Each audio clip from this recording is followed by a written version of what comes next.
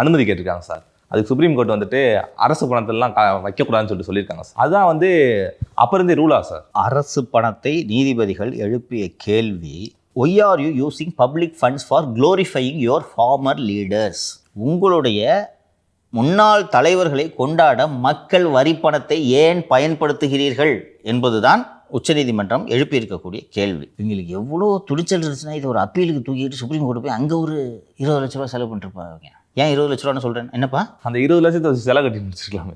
செலவு கட்டி முடிச்சிருக்கலாம். அந்த சிலையை வைக்கிறதுக்கு மீண்டும் செலவு பண்ணுவேன் என்ற ஆணவம் எல்லா இடத்துலையும். அந்த இருக்கிறதுலேயே உச்சம் இந்த பேனா சிலை தம்பி. அந்த ஒரு கருணாநிதி பயன்படுத்தின பேனான்றதுக்காக அந்த பேனாக்கு கடல் நடுவில் போய் செலவைக்கிறதுக்கு ஃபஸ்ட்டு இன்றைக்கி அது காலி தேராது. கடல் நடுவில் போய் செலவைக்கிறதுக்கு ஒரு பிளானை போட்டிங்கல்ல. அடுத்த தடவை ஆட்சிக்கு வந்தால் வச்சுருவாங்க சார். வச்சுருவாங்க. எங்கள் அண்ணன் விட மாட்டார், பேனா சிலையை உடைப்பேன் இருக்காரு. சொல்லிவிட்டு அன்றைக்கே ஒரு அமௌண்ட் வாங்கிடுவார். பேசாமல் வாயை போடுங்க. அதை அந்த பேனா சிலையை வைக்கிறதுக்கு ஒரு பிளான் போடுறீங்க கவர்மெண்ட்டு காசு இல்லைன்னா எந்த அளவுக்கு உங்களுக்கு வந்து இந்த தமிழ்நாடு மற்றும் தமிழ்நாடு மக்களின் மீது ஒரு இலக்காரமாக இருக்கிறது. ஒய் ஒன்லி 20 lakhsன்னு கேட்டிங்க. ஏன்னா இதில் ஆஜரானது வில்சன், ரோஹத்கி வைக்கல. அவருக்கு 20 lakhs அதிகம் சார். இதில் வேறு போய் ரிஜெக்ட் தான் வாங்கிட்டு வந்திருக்காரு. அது கணக்கு கிடையாது. அப்பேரானாலே காசு. வெற்றி பெறுவதும் தோல்வியடைவதும் வீரனுக்கு ஜகஜம். திருநெல்வேலியில் காய்கறி சந்தை அருகே கருணாநிதிக்கு ஒரு சிலை வைக்க வேண்டும் என்று இவர்கள் திட்டமிட்டு அதற்கு அந்த ஊரில் இருப்பவர் ஒருவர் அதற்கு எதிர்ப்பு தெரிவித்து உயர்நீதிமன்றத்தை அணுகும்போது உயர்நீதிமன்றம் அதெல்லாம் கவர்மெண்ட் வீட்டில் செலவு வேண்டியது போ அப்படின்ட்டு சொல்லிட்டாங்க. அதை எடுத்துக்கிட்டு சுப்ரீம் கோர்ட்டு போகிறாங்க. இல்லை சார், எனக்கு ஒன்றும் புரியல. ஏன்னா பொதுவாகவே வந்துட்டு எல்லா கட்சியோட தலைவர்களோட சிலை இருக்குது, அதெல்லாம் அரசாங்கம் பண்ணுறதானே சார் வச்சது. இது வைக்கப்பட்ட இடமும் சிக்கல். அந்த பெட்டிஷனர் வந்து கோர்ட்டுக்கு போனதுக்கு ஒன் ஆஃப் தி ரீசன் வந்து நீங்கள் இந்த இடத்துல செலவு வச்சா அது ஏற்கனவே சந்தை, அந்த இடத்துல இவங்க செலவைக்க தேர்ந்தெடுத்த இடத்துல செலவு வச்சிங்கன்னா போக்குவரத்து நெரிசலாகும்னு சொல்கிறாங்க. இது அதுக்கு அடுத்தடுத்த டைமென்ஷனில் போயிடுச்சு.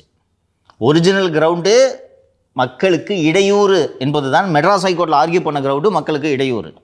சுப்ரீம் கோர்ட்டில் இவங்க அதை வைக்கணும்னு போனவொடனே உங்களுக்கு வந்து கவர்மெண்ட் துட்டை எதுக்கு எடுத்து செலவு பண்ணுறேன் என்று சொல்லி வேறு டைமென்ஷனுக்கு இது போயிடுச்சு. ஒரிஜினல் கிரவுண்டு என்னன்னு பார்த்தீங்கன்னா பொதுமக்களுக்கு இடையூறு என்பது தான். அப்போ வில்சன் வந்து என்ன சார் பண்ணியிருக்கலான்னா, இல்லை நாங்கள் எல்லா சிலைக்கும் கவர்மெண்ட் காசு தான் அங்கே செலவு பண்ணியிருக்கோம் அப்படி சொல்லியிருக்கலாம். வித்ரா பண்ணிட்டு வந்துட்டார். நாங்கள் மனுவை மேல்முறையீட்டை வாபஸ் வாங்கி கொள்கிறோம் என்று வாபஸ் வாங்கி கொண்டு அந்த வாபஸ் வாங்கும்போது என்ன ஒன்று சொல்கிறாருன்னா, சார் அந்த இடத்துலையே ஒரு அலங்கார வளைவு ஒன்று, கருணாநிதி நூற்றாண்டுன்னு ஒரு வளைவு ஒன்று கட்டிட்டோம், அது இருக்கலாமா கூடாதா அப்படின்னு கேட்குறாரு. ஜட்ஜுங்க அதை பற்றி பேசவே இல்லை. கவர்மெண்ட் இருந்ததுதானே விட்டுருக்கும் இல்லையா. இவர் சார் அந்த வளைவு இருக்கலாம், இந்த பாருங்கள் நாங்கள் இதெல்லாம் தலையிட விரும்பல அப்படின்ட்டாங்க. அப்படின்னா என்ன அர்த்தம்னா இடிக்கணும். அது கரெக்டாக ஆர்டரில் ஸ்பெசிஃபிக்காக இருக்கா இல்லையான்னு தெரியல. இப்போ மீனிங் என்ன, நாங்கள் தலையிட விரும்பல அப்படின்னா இடிக்கணும் தான் அர்த்தம். அப்போ இங்கே யாரோ இடிங்கன்னு சொன்னதுக்கு அதை சும்மா வாய்மொழியாக மென்ஷன் பண்ணுறாரு அங்கே. அப்போ ஏற்கனவே இடிங்கன்றது ஆர்டர் மெட்ராஸ் ஹைகோர்ட்டில் ஆர்டர். இவரே சப்போர்ட் பண்ணுற மாதிரி போய் இவரே எல்லாத்தையும் அடிச்சு நொறுக்கிறதுக்கு வழி. இது மாதிரி பல வேலைகளை செய்திருக்கிறார் அவர், பல வேலைகளை செய்திருக்கிறார். இந்த 10.5 உள்ளொதுக்கீடு வன்னியர் சமூக மக்களுக்கு உள்ளொதுக்கீடுக்காக இந்த வழக்கு இதை சேலஞ்ச் பண்ணி போகும்போது ஜஸ்டிஸ் நாகேஸ்வர ராவ் என்று நினைக்கிறேன் ஆர்கியூ பண்ணும்போது நீ பார்த்துருக்கல, அவங்க ஜட்ஜு வந்து இதை ஒரு அரசியல் சாசன அமர்வுக்கு இதை இந்த வழக்கை போட்டுடலான்னு சொல்லிட்டு முடிவு எடுத்துட்டாங்க. ஓகேவா, முடிவு எடுத்தோடனே முடிஞ்சிருச்சு. அவங்க பட்டு சரிவங்க அந்த மூடுக்கு வந்துட்டாங்க. வந்தோடனே அட்லீஸ்ட் அது உயிரோடு இருந்திருக்கும் அந்த case. Wilson kindly go to page number 15, kindly go to page number 15 சொன்ன உடனே திருப்பி ஒரு ஜஸ்டிஸ் நாகேஸ்வரராவ் சொல்கிறார், mister Wilson it is fine, argue பண்ணிட்டீங்க, ரெஃபர் பண்ணி kindly go to page number 15 உடனே நான் பேஜ் நம்பர் 15க்கு போகிறேன் இரு அப்படின்ட்டு பேஜ் நம்பர் 15 வந்து ஒரு வில்சன் எதை குறிப்பிட்றாருன்னா 80களில் எடுத்த சட்டநாதன் குழுவின் அறிக்கை. அதை எடுத்து பார்த்துட்டு 15க்கு போயிட்டேன், அதில் 87 எடுத்த டேட்டா வச்சுக்கிட்டு இருக்கேன், 87 எடுத்த டேட்டா வச்சுக்கிட்டுலாம் இப்போ நீ கொடுத்த சட்டம் செல்லாது, புதுசாக டேட்டா எடுத்துகிட்டு புது சட்டம் போடு போ, இந்த சட்டம் ரத்து போ அப்படின்னு முடிச்சு விட்டார். இது மாதிரி பல விஷயங்களில் தமிழக அரசுக்கு செம்மையான விருதுகளை வாங்கி தந்தவர் தான் திரு வில்சன். வின்சன் அப்படின்னு சொல்லிட்டு போட்டு செலிப்ரேட் பண்ணிட்டு இருக்காங்களே சார் டிஎம்கே ஐடிவிங்க. இந்த ஆளுநர் விவகாரத்தில் வாங்கிய தீர்ப்புக்காக அப்படி செலிப்ரேட் பண்ணிட்டு இருந்தாங்க. இது மாதிரி நிறைய பல்புகளை வாங்கி தந்திருக்கிறார். அதுவும் ரோஹத்கிலாம் வந்தார் அவருக்கு சப்போர்ட்டுக்கு. இந்த உங்களுடன் ஸ்டாலினை இங்கே ஏடிஎம்கே கவர்மெண்ட்டு உச்சநீதிமன்றத்தில் சேலஞ்ச் பண்ணிச்சுல, அன்னைக்கு கூட வில்சன் நீங்கள் அமைதியாக இருப்பீங்களா மாட்டிங்களான்னு உச்சநீதிமன்ற நீதிபதி கேட்டார். அங்கேயே சொல்லிட்டாரு, தயவு செஞ்சு உள்ளே வந்தீங்கன்னா வழக்கறிஞரா வாங்க, திமுக கட்சிக்காரரா வராதிங்கன்ட்டாரு. அன்றைக்கி நடந்துச்சு ஹியரிங்ல. சார் முடிவு பண்ணிட்டாரு நீதிபதி, இந்த வழக்கே இவ்வளோ வேகமாக இங்கே எடுத்துகிட்டு வந்துடக்கூடாதுன்னு முடிவு பண்ணிட்டாரு. அவர்கிட்ட கூட 4 திட்டு வாங்குறாரு. ஆமாம், அதான் அவரோட சிறப்பு. வின் சன்னா, WIN சன், வெற்றி மகன். திமுகவுக்கு கிடைத்த வெற்றி மகன். சார் இன்னைக்கு ஜூனியர் விகடனில் ஒரு செய்தி வந்திருக்கு சார். இபிஎஸ் அவர்களுடன் ஒரு தொழிலதிபர் போயிருக்காராம். மகனை காட்டி இவரத்தே வந்து நம்புறாராம் இபிஎஸ் அவர்கள். அது நீங்கள் சொன்ன தொழிலதிபர் என்னன்னு தெரில, அதை ஃபுல்லாக வாசிக்கிறேன், அதுக்கப்புறம் நீங்கள் அதை சொல்லுங்கள் சார் விவரமா. டெல்லி பயணத்தில் இலைக்கட்சியின் எடக்கானவருடன் பயணித்து பலவிதமான பேச்சுவார்த்தைகளை பிசிறின்றி நிறைவேற்றி கொடுத்தவர். கட்டுமான தொழிலில் கொடிகட்டி பறக்கும் ஒருவர்தான். தன் மகனை தாண்டி இந்த தொழிலதிபரை ரொம்பவே நம்புகிறாராம் எடக்கானவர். டெல்லியில் உச்சப்புள்ளியிடம் அந்த அளவுக்கு எடக்கானவர் குறித்து விவரங்களை எடுத்து சொன்னாராம் அந்த தொழிலதிபர். இதில் பெரிய அளவில் அதிர்ச்சி ஆகியிருப்பவர் யார் தெரியுமா? சின்ன தலைவிதானாம். கடந்த 2 மாதங்களுக்கு முன்பு வரை கட்சியில் உங்களை பொதுச் செயலாளர் பதவிக்கு கொண்டு வருகிறேன் என சொல்லி சின்ன தலைவி நம்பகமாக நடந்து கொண்டவரும் இதே தொழிலதிபர் தானாம். லெஃப்ட்ல இண்டிகேட்டரை போட்டு ரைட்ல போயிட்டு இருக்காரா ப்ரோ அப்படின்ற மாதிரி நியூஸ் வந்துருக்கு சார். அது அவர் தானா சார்? அதே தொழிலதிபர் தான். 1ஆம் நம்பர் ஃப்ராடுன்றதை நான் தொடர்ந்து சொல்லிகிட்டு இருக்கேன்னா, ஃபஸ்ட்டு வந்து இந்த 2வது போர்ஷன் சொல்லிடுறேன். இது ரொம்ப சரியான செய்தி. வச்சுருக்கிறான் பெரிய பெரிய ரோல்ஸ் ரைஸ், ஏதாவது தனி விமானம் வச்சுருக்குறாங்க. இன்னொன்று, எடப்பாடி கூட டெல்லிக்கு அமித்ஷா வீட்டுக்குள்ளே போயிட்டு வர்றாருன்ற விஷயம் இவங்க திருமதி சசிகலாவுக்கு தெரியும்ல. தெரியும், பெரிய தம்பி எல்லா இடத்துலையும் செல்வாக்கு போல இருக்குன்னு நினச்சி மீடாசையே கொடுத்துருச்சு இந்த அம்மா, தெரியுமா? அது யாருக்கோ கை மாற்றி விட்டாங்க. தலைவர்கள் இடம் கொடுக்க போல தானே அவர் இப்படி பண்றாரு. அதுதான் சொல்கிறேன், அதான் நான் சொல்கிறேன். ஏமாத்துறவனையாக பார்த்து தான் கரெக்டாக இவங்க நம்புகிறாங்கன்றேன். இதே ஜூனியர் விகடனில் சொல்லியிருந்தாங்க, திரு வேலுமணி, திரு KP முனுசாமியை தாண்டிலும் மிகவும் பவர்ஃபுல்லானவர் இந்த தொழிலதிபர். அந்த நியூஸே பிளான்ட்டுன்னு சொன்னேன்னா. ஆமாம், இதில் வந்திருக்கிற நியூஸை பார்த்தா பெத்த மகனை விட நம்புறாராம். எப்படிப்பட்ட உருட்டு இது! நானும் வந்தப்பே நினைச்சாரு இதையும் கூட அவர் கொடுக்க வாய்ப்பு இருக்குன்னு சொல்லிட்டு. தெரியுதாப்போ, நான் ஒரு பணக்காரன், ஏகப்பட்ட பணக்காரன், இல்லை பொலிட்டிஷியனு, இல்லை ஒரு அதிகாரி, ஏகப்பட்ட பிளாக் பண்ணி வச்சுருக்கேன். இதை படித்தோடனே எனக்கு என்ன தோணும்? இவர் தான்ப்பா பெரிய ஆள், இவரை பிடிச்சா எல்லாம் நடக்கும். எடப்பாடிக்கிட்ட காரியம் ஆகணும்னா இவரை பிடிக்கணும். எடப்பாடிக்கிட்ட காரியம் ஆகணுன்றதுக்காக எடப்பாடி மகனை கூட பிடிக்கக்கூடாது. அதான் அதில் மையக்கரு. எடப்பாடிக்கிட்ட காரியம்னா நார்மலாக வந்து மனைவி மகன் அது பிடிச்சி என் பாப்பாக்கிட்ட சொல்லுப்பா அப்படின்ட்டு அணுகுவாங்க, ரைட்டா? இங்கே இந்த எடப்பாடியை பொறுத்த வரைக்கும் மகன்கிட்ட கூட வேலை நடக்காது, அபினேஷ்ட தான் வேலை நடக்கும். சார் அப்போ நம்ம ஒன்று பண்ணலாமாங்க சார்? ஏடிஎம்கேக்கு வந்து நல்ல ஸ்ட்ராட்டஜிஸை ஒன்று உருவாக்கி கொடுங்க அப்படின்னு சொல்லிட்டு அபினேஷ் கிட்ட கேட்கலாமா? அவர் தான்மா அந்த ஸ்ட்ராட்டஜிஸ்ட்டு. பிரமாணியாவும் அபினேஷ் கண்ட்ரோலில் தான் இருக்கான். விசாரித்த வரைக்கும் நீங்கள் இது எல்லாமே பார்த்தீங்கன்னா அவர் திரு எடப்பாடி பழனிசாமி பக்கத்தில் ஒரு மோசமான ஒரு குரூப்பே ஒன்று சுற்றிக்கிட்டு இருக்கு. அவர் என்சர்க்கிள் பண்ணிவிட்டு அடுத்த கட்ட தலைவர்கள் கூட அந்த குரூப்பை பெனிட்ரேட் பண்ண முடியல.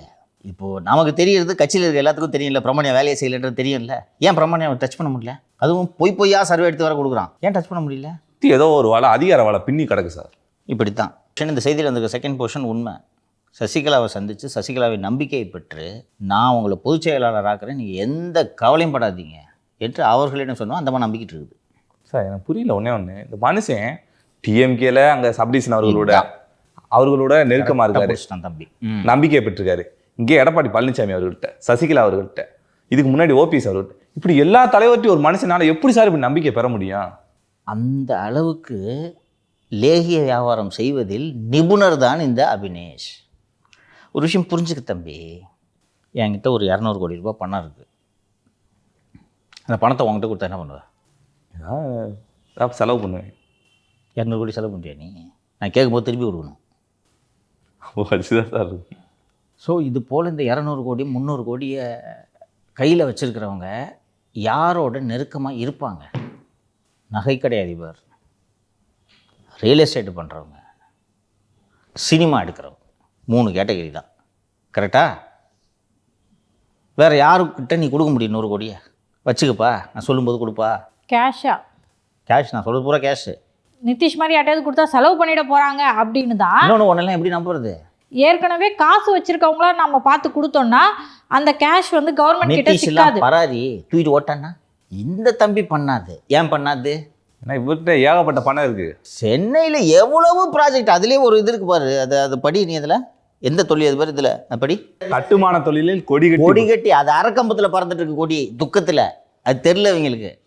இது உனக்கு இந்த நியூஸ் எல்லாம் எப்படி பிளான்ட்ன்றது பிடிக்கணும்னா, இவங்களா சொல்லிக்கிறது. ரியல் எஸ்டேட்டில் கொடிகட்டி பறக்கும் நிறுவனம்னு யார் சொல்லுவா? அவர் தான் சொல்லுவார். இன்னொரு பில்டர்கிட்ட போய் கேட்டால் தெரியும், ஏங்க எதையுமே கம்ப்ளீட் பண்ணல, ஹேண்ட் ஓவர் முடியாமல் கிடக்குதுங்கன்னு சொல்லுவான். அப்போ கொடிகட்டி பறக்கும் நிறுவனம்னு வந்திருக்குன்னா இவராக இதை பிளான் பண்ணுறது. புரியுதா? இன்னொன்று நிதிஷ், இப்போ நம்ம தொடர்ந்து பாஷையை பற்றி பேசி பாஷையோட இமேஜை உடச்சி விட்டுட்ருக்கோம், ரைட்டா? இப்போ நம்ம இதை பண்ணலன்னா இதை படிக்கிறவங்க என்ன பண்ண நினைப்பாங்க? உண்மைதான் சார் நினைப்பாங்க. இப்போ நீங்களேங்க சார் இபிஎஸ் நம்புறாருன்னு தான் சொல்கிறீங்க. அது எந்த வகையில் உண்மைன்னு நம்மளுக்கு தெரில சார். இபிஎஸ் அவர்கள் இதையெல்லாம் பார்த்து புரிந்து கொள்வார். அவரே பார்ப்பார், என்னது என் மகனை விட ஒன்றை நம்பர், டேய் இப்படிலாம் உருட்டுறாங்க தெரியுதா டிசைனா. இதனால தான் டேஞ்சரஸ்னு சொல்கிறேன். இது ரெகுலராக இந்த சசிகலாவை மீட் பண்ணதும் உண்மை, இபிஎஸ் கூட நெருக்கமாக இருக்கிறதும் உண்மை. சசிகலாட்ட போய் இந்த மாதிரி நான் கண்டிப்பாக பண்ணிடுறேன், நீங்கள் ஒன்றும் கவலைப்படாதீங்க, நான் டெல்லியில் பேசிட்டேன், யார்கிட்ட பேசினேன், அமித்ஷாட்ட பேசினேங்க அப்படின்னு அங்கே உருட்டுறது. இவரை போய் பார்க்கும்போது பெரிய தொல்லையாகுதுங்க இந்த அம்மா, இன்னும் வந்து நம்ம கட்சியோட பொதுச் செயலாளர் ஆகலான்னு நினச்சிட்டு இருக்குது இந்த அம்மா அப்படின்னு இவர்கிட்ட போய் சொல்கிறது. 2 பேருக்குமே பிடிச்ச மாதிரி பேசுறதுனால 2 பேரும் நம்பிக்கையோட வச்சுக்கிட்டு இருக்காங்க. இப்போ நீங்கள் எப்படி எல்லாருக்கும் நெருக்கமாக இருக்கன்ட்டு கேட்டல, அவங்கவுங்களுக்கு பிடிச்ச மாதிரி விஷயத்த சொன்னா முடிஞ்சு போச்சு. இவரை கூட்டுக்கு போய் சார் கூட்டணிக்கு எல்லா கட்சியும் பேசி இழுத்துக்குவாங்கன்னா கச்சிதமாக பண்ணுவார் சார். நிதிஷ், நீ சொன்னது தமாஷா சொல்லிட்ட. நீ உண்மையிலேயே அபினேஷ் மனசில் இப்படி ஒரு எண்ணம் இருக்குது. ஒட்டு மொத்த தமிழ்நாடு அரசியல் என் கண்ட்ரோல்ன்ற எண்ணம் இருக்குது தெரியுமா? விஜய் அதிமுக கொண்டு வந்துருவாராமா? அதையும் பண்ண முடியும்ட்டு அபினேஷ் நம்புறாரு. அதுக்கான முயற்சிகளை மேற்கொண்டுட்டு இருக்காரா? ஆதவ் அபினேஷ் கூட நெருக்கமாக இருக்க மாட்டார்னு உங்களால் சொல்ல முடியுமா? அது கட்டுமானம், இது லாட்ரி. பணம் தானே, பணத்தோடு தான் சேரும். கொண்டு வந்தால் கூட சந்தோஷம்தான் சார். ஆனால் வந்து திரு சபரீசன் கூடயும் நெருக்கமாக இருக்காருன்ற அடிப்படையில் அதுக்கான வாய்ப்புகள் எப்படி இருக்குது சார்? நீங்களே எல்லாத்துக்குமான விடையையும் சொல்லிட்டீங்க. நீங்கள் எல்லாரும் கூட நெருக்கமாக இருக்காங்க. இதில் அபினேஷுக்கு யார் ரொம்ப முக்கியம் இப்போதைக்கு சார்? மாப்பிள்ளை சார். ஏன்?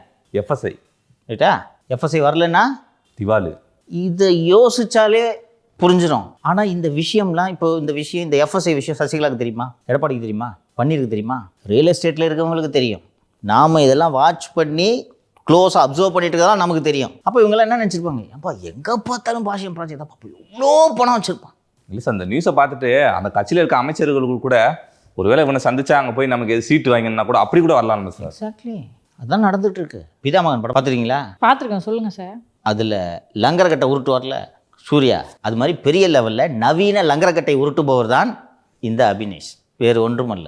இதில் எல்லாரும் அந்த லைலா தானே அவங்க பேர், அந்த லைலா காசு கட்டுற மாதிரி இவங்க எல்லாம் கட்டிகிட்டு இருக்காங்க. இதில் வைக்கிறேன் கட்டிகிட்டு இருக்காங்க. கடைசியில் மொத்தத்தையும் வாரிட்டு போயிடுவார். அதான் நடக்க போகுது.